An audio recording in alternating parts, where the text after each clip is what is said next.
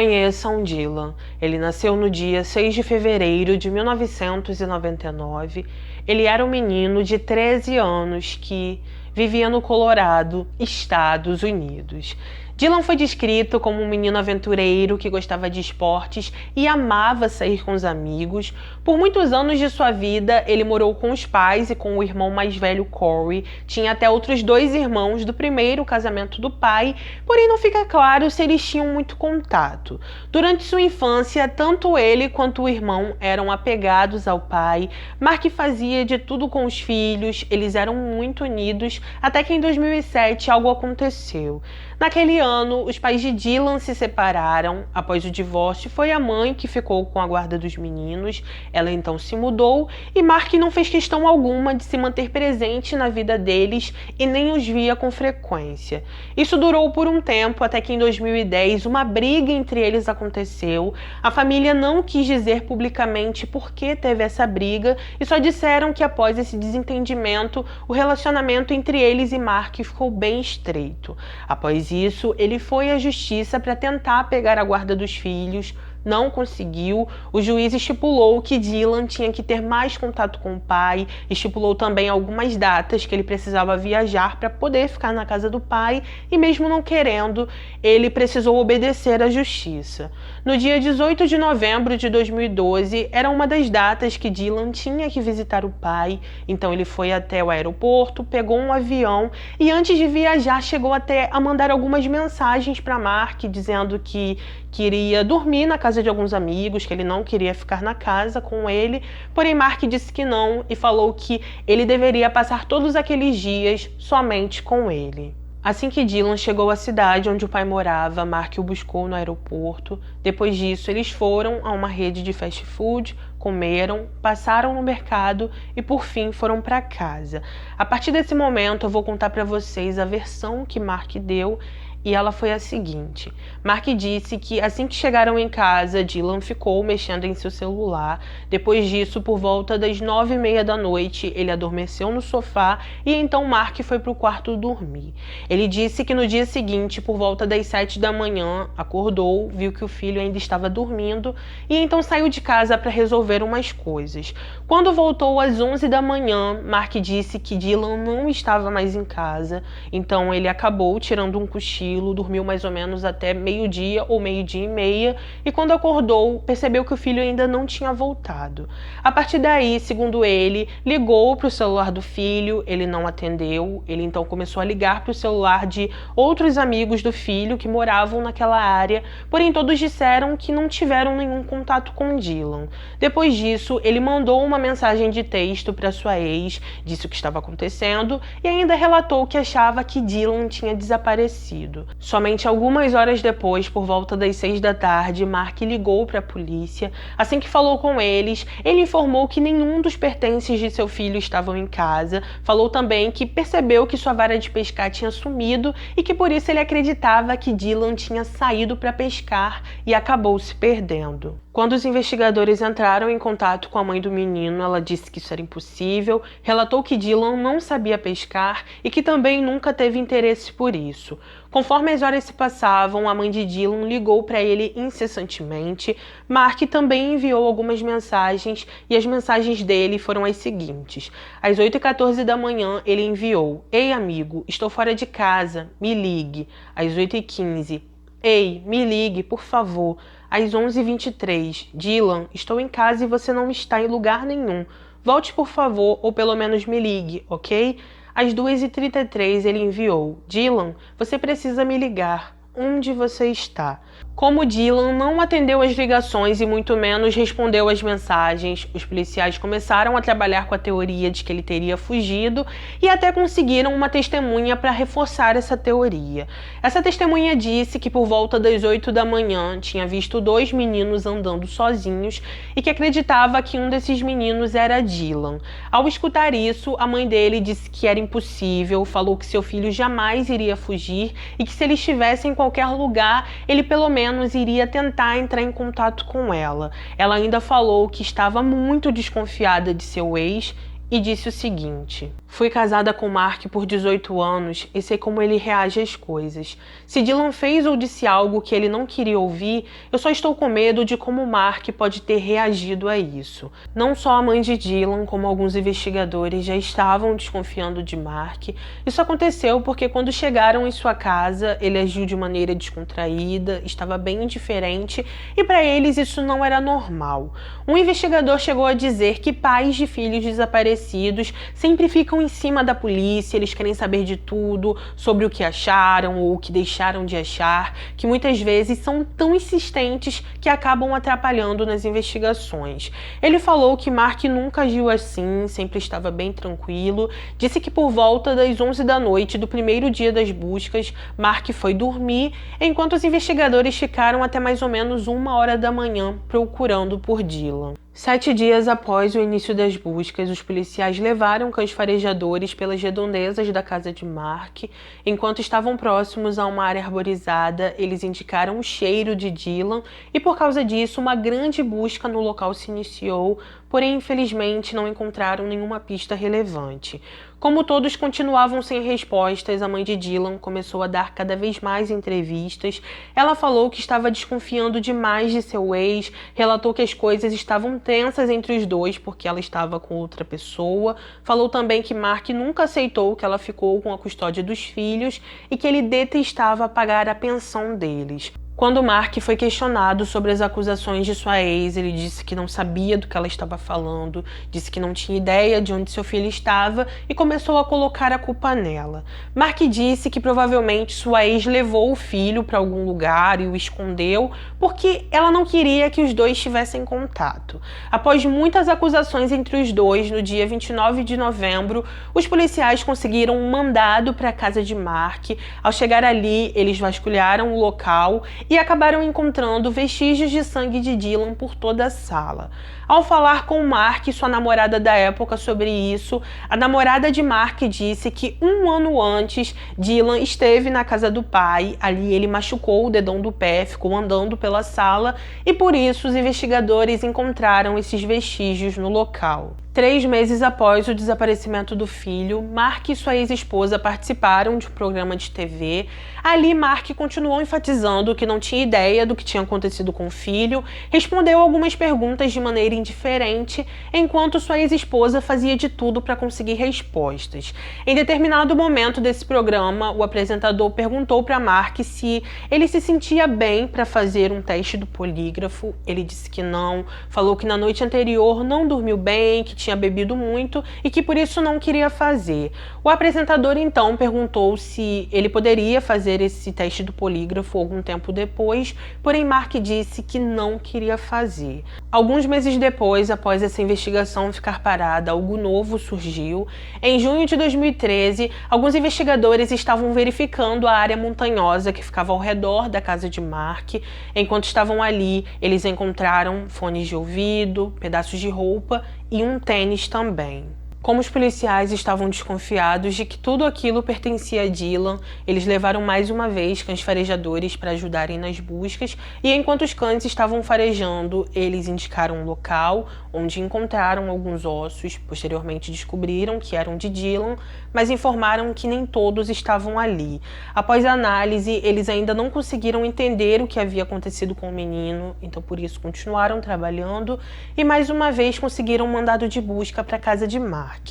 Dessa vez, os policiais levaram alguns cães farejadores. Esses cães especificamente sentiam o cheiro de pessoas que já tinham perdido a vida e então, ao chegar naquela casa, os cachorros indicaram vários locais onde sentiram esse cheiro. Além disso, os policiais encontraram o cartão de débito de Dylan no carro do pai. Eles acharam aquilo estranho porque Mark sempre enfatizou que nada de seu filho tinha ficado na casa, porém eu não sei dizer para vocês o porquê naquele momento julgamento, Mark não foi preso e ainda ficou muitos anos solto. 3 anos depois, em novembro de 2015, algo novo surgiu. O que acontece é que um casal estava caminhando pela montanha quando encontraram um crânio e então avisaram as autoridades. Após isso, ele foi enviado para análise. Os profissionais disseram que era Dylan, disseram também que provavelmente ele não perdeu a vida devido a algum animal da montanha, porque eles não encontraram sinais de que isso teria acontecido. Os profissionais disseram que eles encontraram sinais que Dylan perdeu a vida devido a golpes com um objeto e eles acreditavam que esse objeto era uma faca. Somente anos depois, em julho de 2017, os investigadores conseguiram juntar evidências suficientes e então Mark foi preso. Quando foi preso, ele estava trabalhando como caminhoneiro, ele ficou aguardando por seu julgamento por muito tempo porque ele foi remarcado diversas vezes e só começou em 2021. Assim que começou o julgamento, Mark se declarou inocente. Seus advogados de defesa disseram que ele não tirou a vida do filho e falaram que quem tirou a vida de Dylan foi um urso ou um leão da montanha. O que acontece é que a promotoria levou uma testemunha que disse que antes dos investigadores encontrarem os ossos de Dylan, essa pessoa viu Mark nesse local e também os profissionais que fizeram a análise disseram que não havia sinais de que um urso ou um leão da montanha tinham tirado a vida de Dylan e sim um ser humano. Uma bióloga especialista em ursos também foi ouvida no tribunal. Ela disse que na época que Dylan faleceu, os ursos estavam hibernando e por isso era quase impossível ele ter encontrado algum em seu caminho. Além disso, no terceiro dia de julgamento, Corey, o irmão de Dylan, testemunhou. Durante seu testemunho, todos no tribunal ficaram completamente perplexos e enojados também. Ele disse que em 2011 viajou com o pai e com o irmão, falou que em um certo dia durante essa viagem, Mark adormeceu e então Dylan começou a mexer no computador do pai. Enquanto estava vasculhando as pastas, ele encontrou algumas fotos. Em uma dessas fotos, Mark aparecia de fralda, em outras ele estava com essa fralda na mão, estava usando roupas femininas e também comendo seus dejetos. Após isso, ele foi até o irmão, mostrou as fotos. Corey então pegou seu celular, tirou algumas fotos da tela e os dois guardaram. Após isso, alguns meses se passaram, então em agosto de 2012, Dylan teve que ir ver o pai, porém Corey ficou em casa. Ele então tomou coragem, enviou as fotos para o pai, o confrontou sobre tudo aquilo e então os dois iniciaram uma grande discussão pelo celular. Naquele dia, somente Corey e o pai discutiram pelo celular, mas Dylan, que estava presencialmente com o pai, ficou tranquilo, não falou nada e por isso nada aconteceu. Após ouvir esse testemunho, a promotoria relatou que após Dylan descobrir o segredo de seu pai, ele não queria mais visitá-lo. Dylan fazia de tudo para não ir, porém a justiça o obrigava. Eles também disseram que através de mensagens de texto, eles perceberam que Dylan pediu para o pai para que ele pudesse ficar na casa de amigos, porém Mark não deixou. Descobriram também que a última vez que Dylan mexeu no celular foi por volta de 9h36 da noite e depois disso o celular dele nunca mais foi ligado. Eles falaram que isso era muito estranho porque Dylan vivia mexendo em suas redes sociais, era um adolescente que sempre estava conversando com os amigos, então por isso não teria como ele fugir e simplesmente não falar com um amigo algum. Eles também disseram que no dia 19, Dylan tinha marcado um encontro às 6 horas da manhã com um amigo, porém ele nunca apareceu nesse encontro. Ainda durante a audiência, os promotores trabalharam com a teoria de que ao visitar o pai, Dylan o confrontou com as fotos. De acordo com eles, Mark então ficou irritado quando isso aconteceu, tirou a vida do filho e depois foi para a floresta. Os promotores relataram que Mark tentou desviar a atenção dos policiais, dizendo que a vara de pescar dele tinha sumido e por causa disso os investigadores ficaram procurando Dylan em locais onde se praticava pesca, fazendo o tempo passar e dando oportunidade para que os animais selvagens que viviam na floresta pudessem se alimentar dele, acabando com qualquer pista. Foi relatado também que se descobriu que Mark sempre esteve mentindo, porque em 2013, assim que os primeiros ossos foram encontrados, simplesmente do nada ele disse que encontrou sua vara de pescar dentro da garagem, e isso para os policiais foi muito estranho, porque ele sempre enfatizou que Dylan tinha levado essa vara com ele. Os investigadores também conseguiram o testemunho de um homem que viu Mark pela manhã no dia 19. Essa pessoa disse que quando Mark estava caminhando pelas ruas, ele parecia muito cansado, abatido e parecia que ele tinha trabalhado a madrugada inteira. Ainda durante o julgamento, o filho mais velho do primeiro casamento de Mark testemunhou. Ele disse que certa vez ficou impactado ao ouvir o pai falando sobre o que aconteceu com Dylan, pois ele não demonstrava nenhuma emoção. A primeira esposa de Mark também deu seu depoimento. Ela falou que em 1980, enquanto ainda era casada com ele, os dois foram a um acampamento e enquanto Mark estava olhando para as montanhas, ele se virou para ela e disse que aquele local era perfeito para deixar alguém sem vida. Um funcionário de um banco também testemunhou contra ele. Esse funcionário disse que no início de 2013, antes de Dylan ser encontrado, Mark tirou todo o dinheiro que tinha na conta do filho, passou para a conta dele, e isso demonstrava que ele sabia que Dylan não voltaria mais. Com isso, ao final de tudo, após todos serem ouvidos, os promotores disseram que Mark era culpado porque ele tirou a vida do filho durante um acesso de raiva após ser confrontado com as fotos. Ele recebeu 48 anos de prisão e nunca confessou o que fez. Após o julgamento, Corey disse que os últimos 9 anos sem o irmão foram nada mais, nada menos que miseráveis e continuou: "Não posso trazer Dylan de volta, não posso falar com ele e por isso eu oro. Eu sonho com ele, pois Dylan é meu herói e se tornou mais homem em seus 3 anos do que Mark se tornou em 60. Mark é uma pessoa doente, mas ele está totalmente ciente de suas ações. Ele sabe quem ele é e ele não liga em ser essa pessoa. Se é assim que ele quer viver sua vida, então tudo bem, podemos ver aonde isso levou. Ele está onde pertence." Ainda na entrevista, Corey disse que tanto ele quanto sua mãe sempre souberam que Mark estava envolvido no desaparecimento de Dylan de alguma forma, só que não sabiam como e nem o porquê. Um investigador chegou a dizer que ele nunca se declarou culpado e nunca contou o que fez, porque Mark é uma pessoa narcisista e acha que ele sempre pode mentir para se salvar. Conforme falei para vocês, ele nunca se confessou culpado, até hoje diz que é inocente e nunca disse como fez e nem por que fez tudo isso. Então é isso, gente. Esse foi o nosso caso de hoje.